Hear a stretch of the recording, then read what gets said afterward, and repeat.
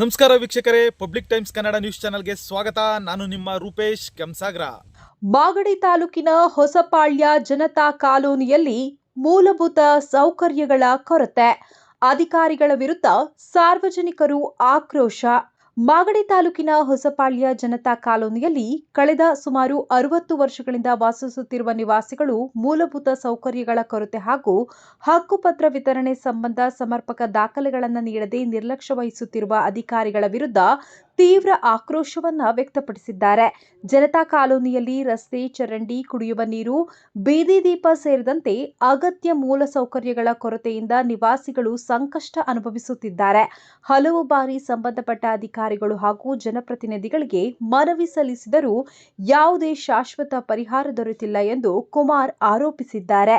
ಇದೇ ವೇಳೆ ಸುಮಾರು 6 ದಶಕಗಳಿಂದ ಕಾಲೋನಿಯಲ್ಲಿ ವಾಸಿಸುತ್ತಿರುವ ಅನೇಕ ಕುಟುಂಬಗಳಿಗೆ ಹಕ್ಕುಪತ್ರ ವಿತರಣೆ ಪ್ರಕ್ರಿಯೆಯಲ್ಲಿ ಸಮರ್ಪಕ ದಾಖಲೆಗಳನ್ನು ನೀಡದೆ ಅಧಿಕಾರಿಗಳು ವಿಳಂಬ ಧೋರಣೆ ಅನುಸರಿಸುತ್ತಿದ್ದಾರೆ ಎಂದು ಸಾರ್ವಜನಿಕರು ಅಸಮಾಧಾನವನ್ನು ವ್ಯಕ್ತಪಡಿಸಿದ್ದಾರೆ. ಇದರಿಂದ ನಿವಾಸಿಗಳು ತಮ್ಮ ಆಸ್ತಿಗಳ ಕಾನೂನುಬದ್ಧ ದಾಖಲೆಗಳಿಗಾಗಿ ಕಚೇರಿಗಳಿಗೆ ಅಲೆದಾಡುವಂತಹ ಪರಿಸ್ಥಿತಿ ನಿರ್ಮಾಣವಾಗಿದೆ ಎಂದು ತಿಳಿಸಿದ್ದಾರೆ. ನಾವು ಹಲವು ವರ್ಷಗಳಿಂದ ಇಲ್ಲಿ ವಾಸಿಸುತ್ತಿದ್ದರೂ ಮೂಲಭೂತ ಸೌಲಭ್ಯಗಳಿಂದ ವಂಚಿತರಾಗಿದ್ದೇವೆ. ಹಕ್ಕುಪತ್ರ ವಿತರಣೆ ಸಂಬಂಧವೂ ಅಧಿಕಾರಿಗಳು ಸ್ಪಷ್ಟ ಮಾಹಿತಿಯನ್ನ ನೀಡುತ್ತಿಲ್ಲ. ಸಮಸ್ಯೆಗಳನ್ನು ಶೀಘ್ರವಾಗಿ ಬಗೆಹರಿಸದಿದ್ದರೆ ಉಗ್ರ ಹೋರಾಟ ನಡೆಸಬೇಕಾಗುತ್ತದೆ ಎಂದು ಸ್ಥಳೀಯರು ಎಚ್ಚರಿಕೆ ನೀಡಿದ್ದಾರೆ. ಹೊಸಪಾಳ್ಯ ಜನತಾ ಕಾಲೋನಿಯ ನಿವಾಸಿಗಳು ತಕ್ಷಣವೇ ಮೂಲಭೂತ ಸೌಕರ್ಯಗಳನ್ನು ಕಲ್ಪಿಸಿ ಬಾಕಿ ಉಳಿದಿರುವ ಹಕ್ಕುಪತ್ರಗಳ ಸಮರ್ಪಕ ದಾಖಲೆಗಳನ್ನು ವಿತರಿಸುವ ಮೂಲಕ ಸಮಸ್ಯೆಗೆ ಶಾಶ್ವತ ಪರಿಹಾರ ಒದಗಿಸಬೇಕು ಎಂದು ಜಿಲ್ಲಾಡಳಿತ ಹಾಗೂ ಸಂಬಂಧಪಟ್ಟ ಅಧಿಕಾರಿಗಳನ್ನ ಆಗ್ರಹಿಸಿದ್ದಾರೆ.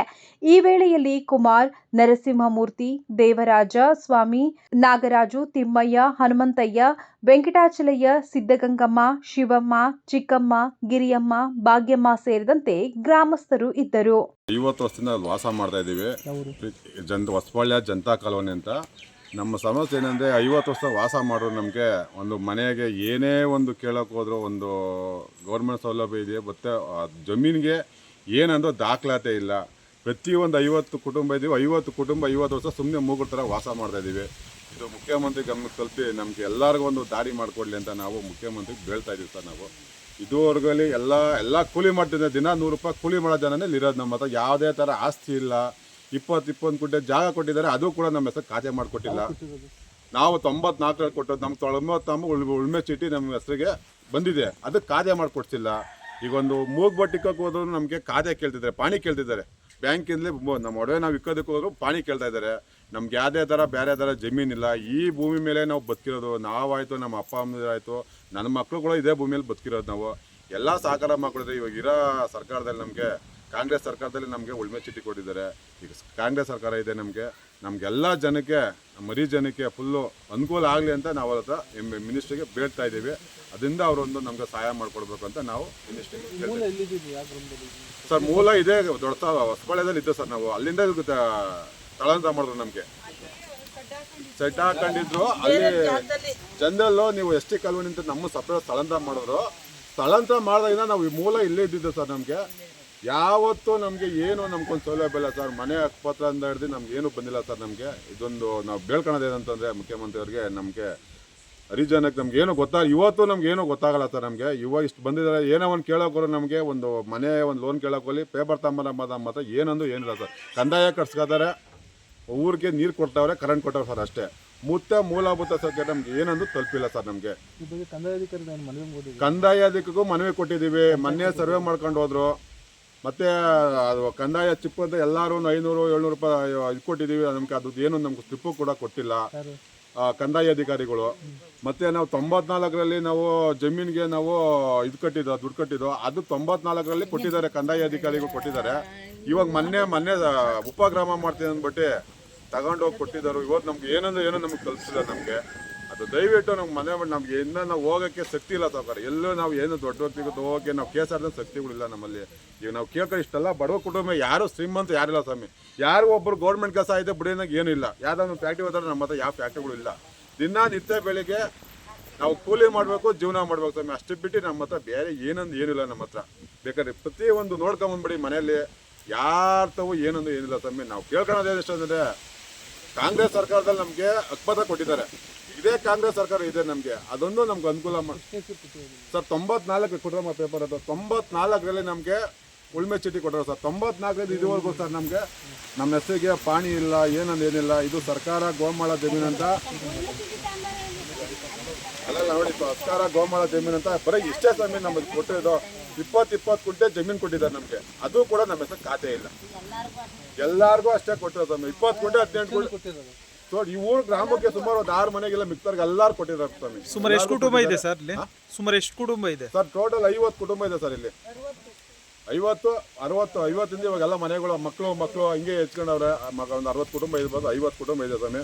ನೋಡಿ ಯಾರ ನಮ್ಮ ಮಕ್ಕಳು ನೋಡಿ ಯಾರ ಸರ್ ಸ್ಪಂದಿಸ್ತಾರೆ ಸರ್. ಮಾಡ್ತೀನಿ ಏನಕ್ಕೆ ಕೇಳ್ರು, ಆಯ್ತಮ್ಮ ಮಾಡ್ತೀನಿ ಇಕ್ಕಮ್ಮ ಅಂತಾರೆ. ಎಲ್ಲಿ ಹೋಗ್ತಾರೆ ಇವರೆಲ್ಲ? ಈ ಕೂಲಿ ಮಕ್ಕಳು ಕೂಲಿ ಮಾಡ್ತಾರ, ಹೊಟ್ಟೆ ಜೀವನ ಮಾಡ್ತಾರ, ಎಲ್ಲಿ ಹೋಗ್ತಾರೆ ಹೇಳಿ ಸರ್? ಎಲ್ಲಿಗೆ ಹೋಗೋಕ್ಕೂ ಅವ್ರಿಗೆ ದಾರಿ ಗೊತ್ತಿಲ್ಲ ಸರ್. ಇದೊಂದು ಮನವಿ ಮಾಡ್ತಾ ಇರೋದು ಮುಖ್ಯಮಂತ್ರಿಗಳಿಗೆ ನಾವು.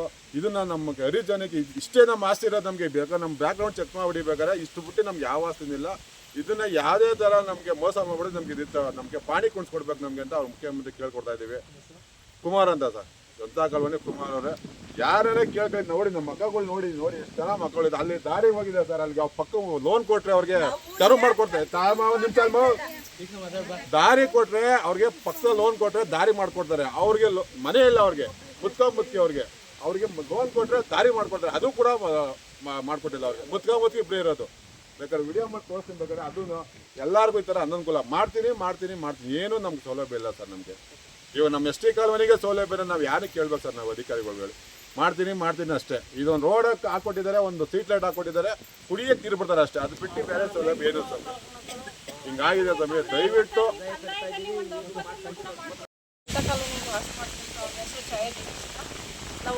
ನಾವು ಹುಟ್ಟಾಗಿಂದ ಇಲ್ಲೇ ಇದ್ದೀವಿ. ನಮ್ಮ ತಾತವ್ರು ಇದ್ದು ನಮ್ಮ ಜಮೀನು ನಮ್ಗೆ ಕೊಡ್ತಾರೆ. ನಮ್ಮ ಮನೇಲಿ ವಾಸ ಮಾಡ್ಕೊಂಡಿದ್ದು ನಮ್ಮ ಮನೆಗೆ ಒಂದು ಹಕ್ಕುಪತ್ರನೂ ಸಹ ಕಟ್ತಾ ಇಲ್ಲ. ಕಂದಾಯ ಕೊಡ್ತಾ ಇದ್ದೀವಿ. ಕಂದಾಯ ಕಟ್ತಿರೋಕ್ಕೆ ಒಂದು ಹಕ್ಕುಪತ್ರನೂ ಕೊಟ್ಟಿಲ್ಲ. ಸುಮ್ಮನೆ ಮನೆ ಐತೆ ಅಂತ ಅದ್ರಲ್ಲಿ ಮನೆಯಲ್ಲಿ ಇದ್ದೀವಿ ಅಷ್ಟೇ. ಒಂದು ಲೋನ್ ಕೂಡ ಮಾಡ್ಕೊಂಡು ಕೊಟ್ಟಿದ್ದಾರೆ. ಏನಿಲ್ಲ ಸರ್, ನಾವು ಬಂದು ಇಷ್ಟು ವರ್ಷ ಆಯಿತು, 56 ವರ್ಷ ಆಯಿತು. ಆವಾಗಲಿಂದ ನಮ್ಗೆ ಯಾವ ಸೌಲಭ್ಯನೂ ಇಲ್ಲ ಸರ್. ಇಷ್ಟು ವರ್ಷದಿಂದ ಯಾವ ಸೌಲಭ್ಯನೂ ಇಲ್ಲ. ಮನೆ ಮಠ ಎಲ್ಲ ತೂತ್ ಮನೆ ನೋಡ್ರಿ. ಮನೇಲಿ ಇವಾಗ 4 ಹನಿ ಮಳೆ ಹೋದ್ರೆ ಎಲ್ಲ ಒಳಗೆ ಇರ್ತವೆ. ಎಲ್ಲ ತೂತ್ ಮನೆ. ಇರೋಕ್ಕೆ ಇಷ್ಟು ಇದಿಲ್ಲ, ನಮಗೆ ನೆಮ್ಮದಿ ಇಲ್ಲ. ಯಾರು ಏನೂ ಮಾಡಿಕೊಟ್ಟಿಲ್ಲ ಸರ್. ನಮಗೆ ಈ ಚರಂಡಿನೇ ಮನೆ ಅತ್ತಗೆ ಹೊಡೆದ್ಬಿಟ್ರು, ಇತ್ತಗೆ ಚರಂಡಿ ಹಿಂಗೆ ತೆಗೆದ್ಬಿಟ್ರು. ಇಲ್ಲಿ ನಾವು ಸೊಳ್ಳೆ ಕಾಡ್ತಲ್ಲಿ ಇರೋಕ್ಕಾಯ್ತಿಲ್ಲ. ಮಂಡಲ್ಗೆ ಹೇಳಿ ಸಾಕಾಯಿತು. ಮಂಡಲವ್ರು ಬತ್ತೀವಿ ಅಂತ ಬರಲೇ ಇಲ್ಲ. ನೋಡಿ ಅವ್ರು ದನ ಕಟ್ಕೊಂಡವ್ರೆ, ನೋಡಿ ಅದನ್ನ ಬಿಡ್ತಾರೆ. ನಾವು ಅನ್ನ ತಿನ್ನೋಕ್ಕಾಗಲ್ಲ, ನೀರು ಕುಡಿಯೋಕ್ಕಾಗಲ್ಲ. ಮಂಡಲ್ಗೆ ಒಂದು 10 ಸರಿ ಹೇಳಿದ್ದೀನೇನೋ, ಯಾರು ಕಿವಿಗೆ ಹಾಕತ್ತಾ ಇಲ್ಲ. ಪೋಟೆ ಹೊಡ್ಕೊಂಡು ಹೋದ್ರು, ಏನು ನಮಗೆ ಸೌಲಭ್ಯ ಮಾಡ್ತಾ ಇಲ್ಲ ಸರ್. 50 ವರ್ಷದಲ್ಲಿ ನಾವು ಹೊಲ ಮಾಡಿತ್ತು, ಏನು ನಮಗೆ ಕಾನೂನೇ ಕೊಟ್ಟಿಲ್ಲ. ಬರೀ 16 ಗುಂಟೆ ಮಾತ್ರ ಅದೇ ನಮ್ಮ ಹೆಸರಲ್ಲಿ, ಇನ್ಯಾವುದೂ ಇಲ್ಲ. ಏನು ಇಲ್ಲ. ನಿಮ್ಮ ಹೆಸರಮ್ಮ? ಲಕ್ಷ್ಮಮ್ಮ. ನಿರಂತರ ಸುದ್ದಿ ಸಮಾಚಾರಕ್ಕಾಗಿ ವೀಕ್ಷಿಸಿ ನಿಮ್ಮ public times Kannada news channel ಅನ್ನ. ವಂದನೆಗಳು.